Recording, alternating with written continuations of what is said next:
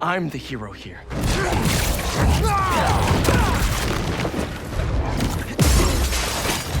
Not you. You have no idea. Peter Parker was never the popular kid, but once he hit the web, he was thrust into hero status. Art imitates life, with developers Insomniac granted the license to make their 2018 Spider-Man game, catapulting them into the AAA space and first place in worldwide PlayStation studios. Boomeranging back and continuing to push the PlayStation 5 with a bustling metropolis, bad guys aplenty, some of the best ray tracing on consoles, 120 FPS and VRR support. Is there more Venom in this second box? Spider-Man 2 swings onto PS5 in the second Insomniac exclusive. The shackles are off on the technological baseline with no PS4 version to support. Traversal is more than 2 times the previous maximum, with you able to literally fly around New York like a spider bat. Miles by name and by nature, he can now catapult himself cannonball style through the skies like Sonic the Hedgehog, with it never causing issues on the PS5's blistering memory and SSE speeds, streaming in even higher traffic, building and pedestrian density. The hustle and bustle of the Big Apple has increased with more dynamic NPC AI, reactive crowds, and even extended areas into Brooklyn and Queens. Water has been a key improvement over the prior games, with full geometric water surface bodies now morphing and wrapping around boats and characters, playing a bigger role in the city interactions, your traversal, and even some key set pieces. Cool if I borrow this? Ray tracing is not only improved with reflection quality and materials increased over the previous remasters, but they are also integral to the art design, as both modes now have them enabled. Those same water bodies now use a mix of ray tracing and cube maps rather than the old SSR solution prior. The stochastic distribution of water matches the needs of noisy RT passes well, and it amplifies water quality significantly over the prequels. Many of the updates we saw in that remaster return here, such as the AI-generated muscle deformation system, which significantly increases suit animations and provides more human shapes and tension. Also a key aspect for the Venom morphing powers, and this remains a consistently impressive effects and combat skills throughout your play.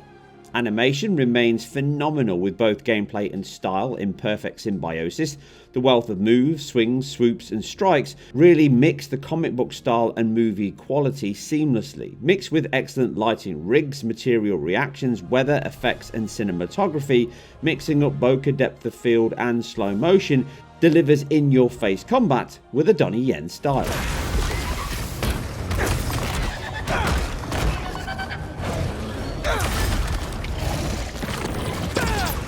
With the PS4 out of the equation, as we surmised in our preview, we now see 2 modes to pick from. Fidelity mode remains the showcase with its default choice capped at 30 FPS with dynamic resolution scaling, often being close to that level, but a counted low of 3200 by 1800p. It is reconstructed using Insomniac's own temporal injection AA.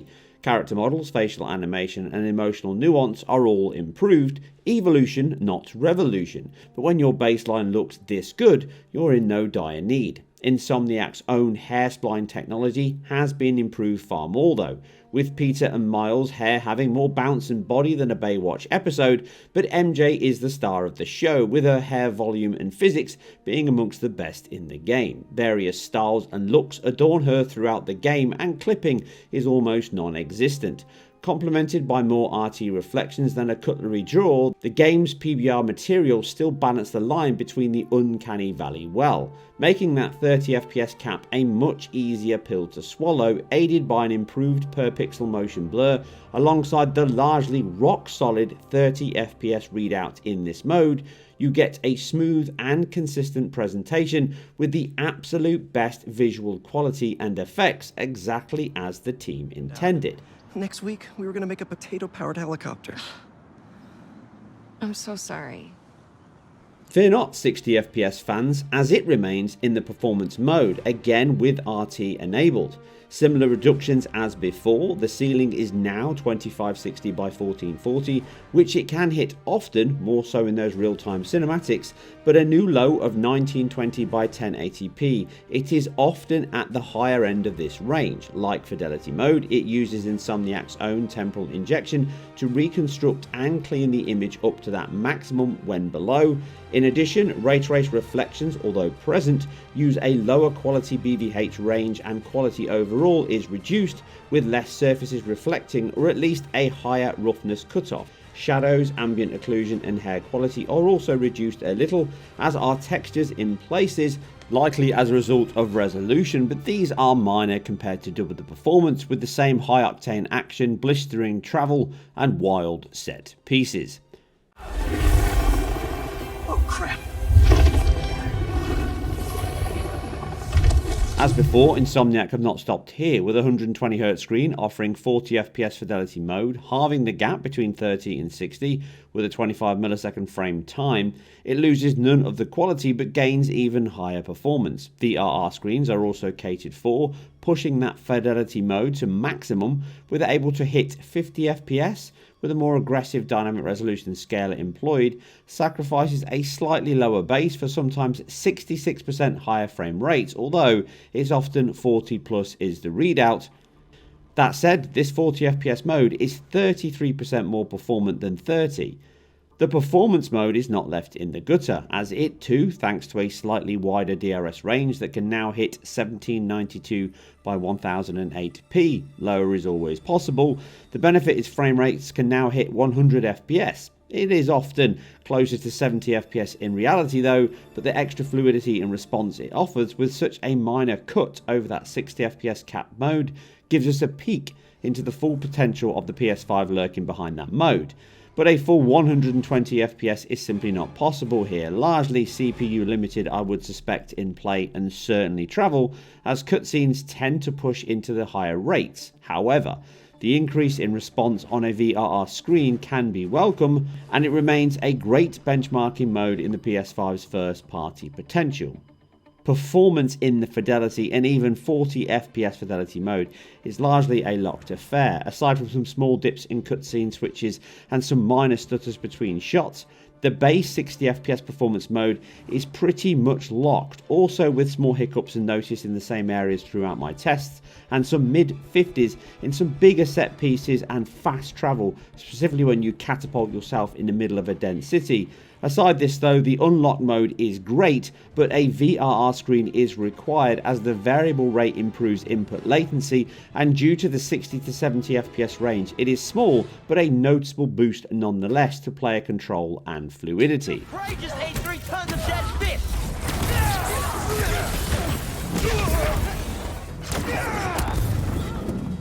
Some rougher edges do remain. Alpha effects can have mixed results and quality, specifically in smoke from a distance. Ray trace geometry is largely great, but some obvious low triangle count and bugs can crop up within the BVH proxy objects.